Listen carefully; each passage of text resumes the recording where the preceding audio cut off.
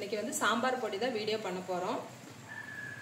Website மூலமாவும் WhatsApp மூலமாவும் நமக்கு வந்து சாம்பார் தூளுக்கும் குழம்பு தூளுக்கும் ஆர்டர் வந்திருக்குது.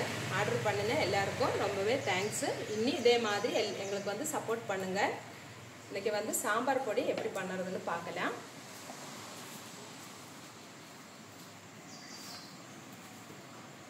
வணக்கம், அம்மா சமையல் குறிப்புக்கு உங்களை வரவேற்கிறேன். நாங்கள் வந்து கிராமிகா.shopனு ஒரு வெப்சைட் ஆரம்பிச்சிருக்கோம். அதில் வந்து வீட்டுக்கு தேவையான அனைத்து வகையான மசாலா பொடி, இட்லி பொடி, ஊறுகாய், வடகம், வத்தல், health mix, soup mix, chips வகைகள் அனைத்தும் வீட்டு முறையில் தரமாகவும் சுவையாகவும் தயாரித்து கொடுக்குறோம்.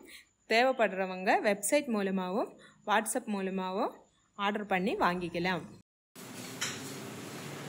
போன வீடியோவில் வந்து இட்லி பொடி ஆஃபர் போட்டிருந்தோம். அந்த ஆஃபர் வந்த எல்லா பொடியும் வந்து இன்றைக்கி வந்து அனுப்பியாச்சு. அதே மாதிரி இன்னும் வீடியோவில் வந்து இதே மாதிரி ஆஃபர் போடுவோம். அதனால வீடியோ வந்து எல்லாருமே கண்டிப்பாக பாருங்கள், லைக் பண்ணுங்கள், ஷேர் பண்ணுங்கள்.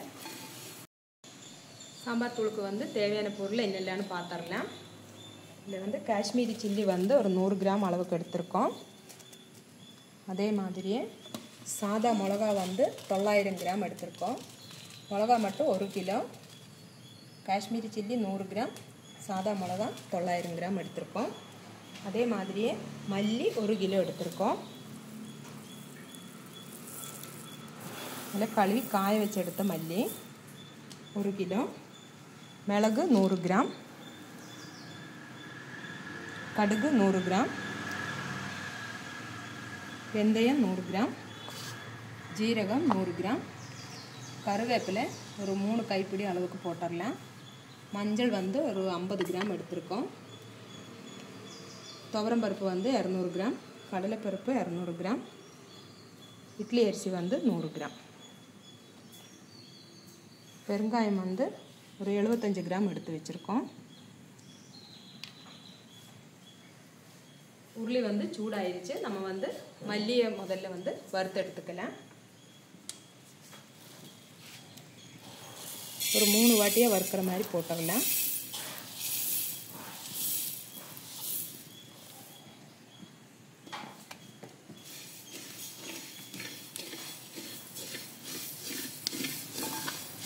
நல்லாவே வறுபட்டு நல்ல வாசனை வரணும். அந்த அளவுக்கு வறுத்து எடுத்துக்கணும்.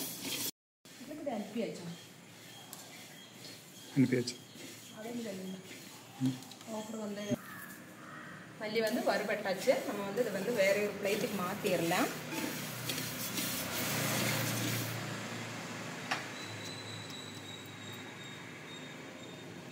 இதே மாதிரியே மிச்சம் இருக்கிற மல்லியும் வறுத்து எடுத்துடலாம்.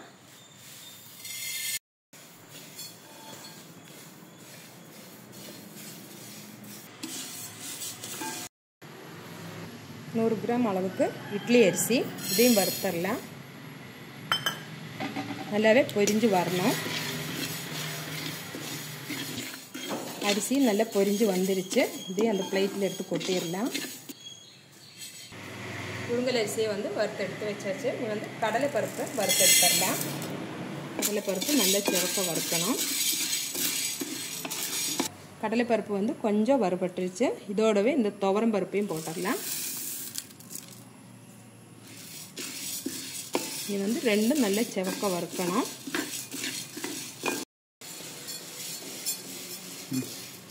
கடலைப்பருப்பும் துவரப்பருப்பும் வறுபட்டுருச்சு. இதையும் இந்த பிளேட்டுக்கு மாற்றிடலாம். நல்லாவே கோல்டன் கலராக வந்துருச்சு. 100 கிராம் அளவுக்கு வெந்தயம், இதையும் போட்டுடலாம். வெந்தயமும் பொரிஞ்சு வரட்டும்.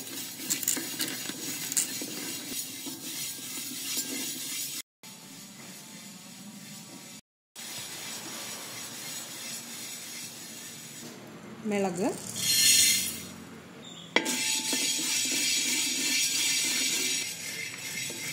வந்து நம்ம வீட்டிலே உள்ள மிளகு தான். இதுவும் அதே மாதிரி பேக்கெட் போட்டு கொடுக்கலான்னு தான் இருக்கோம். அது பெப்பர் பொடியும் பண்ணலான்னு இருக்கோம். மிளகு வந்து ஒன்று சூடாயிருச்சு. நம்ம வந்து இதோடவே இந்த ஜீரகத்தையும் போட்டுடலாம். ஜீரகம் ஒன்று பொரிஞ்சு வரட்டும்.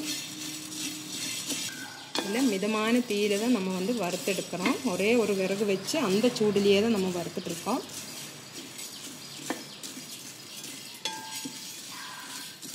நம்ம வந்து அடுப்பில் பண்ணும்போது உருளியில் பண்ணினா இன்னும் சூப்பராக இருக்கும். இந்த வறுக்கிற பொருள் எல்லாம் ரொம்பவே நல்லாயிருக்கும். ஜீரகமும் மிளகும் வறுபட்டுருச்சு. இதையும் பிளேட்டுக்கு மாற்றிடலாம். கடுகு அது பொரிஞ்சு கலர் மாதிரி வரட்டும்.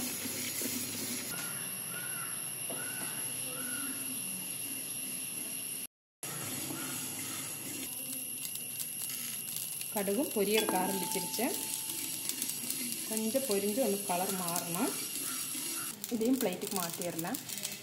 இது வந்து மிளகா தான் வறுக்க போகிறோம். அதில் வந்து கொஞ்சம் கல்லுப்பு போட்டுக்கலாம்.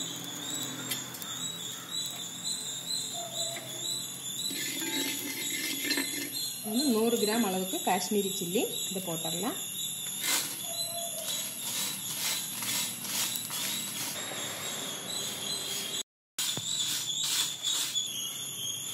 மிளகாவும் சூடாயிடுச்சு. நம்ம வந்து இதையும் வேற ஒரு பாத்திரத்துக்கு மாற்றிடலாம்.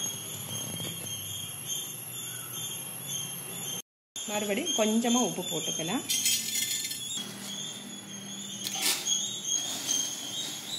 இந்த மிளகாயும் 3 வாட்டியே வறுத்துக்கலாம். மிளகாயும் ஃபுல்லாக வறுத்து எடுத்தாச்சு. இனி வந்து ஒரு நல்ல இறுக்கி பிடிச்ச ஒரு 3 கைப்பிடி அளவுக்கு கருவேப்பிலை போட்டுடலாம். கருவேப்பிலையும் வறுபடட்டும்.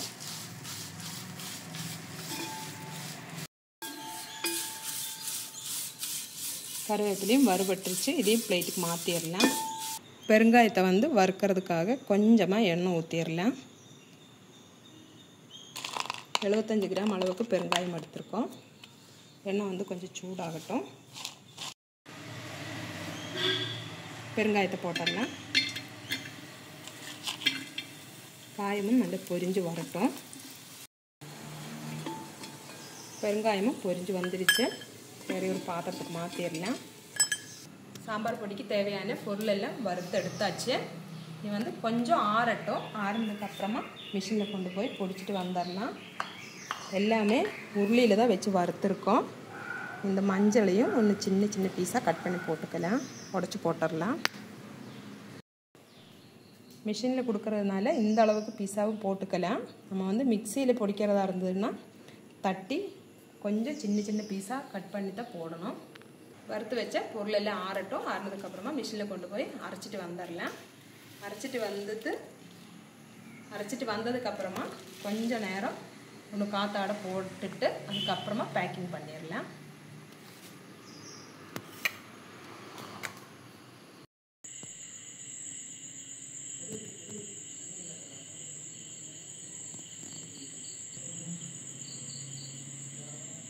சாம்பார் தூள் வந்து வறுத்து மிஷினில் கொண்டு போய் அரைச்சிட்டு வந்தாச்சு. நான் வந்து ஒன்று சலிச்சு எடுத்துடலாம்.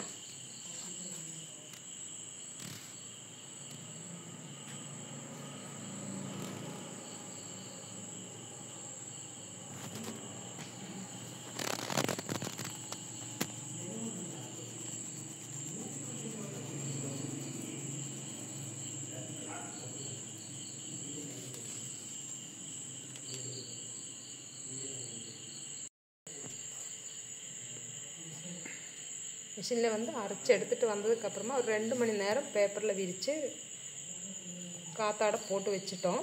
வந்து சலிச்சு எடுத்துட்டு பேக்கிங் பண்ணிடலாம்.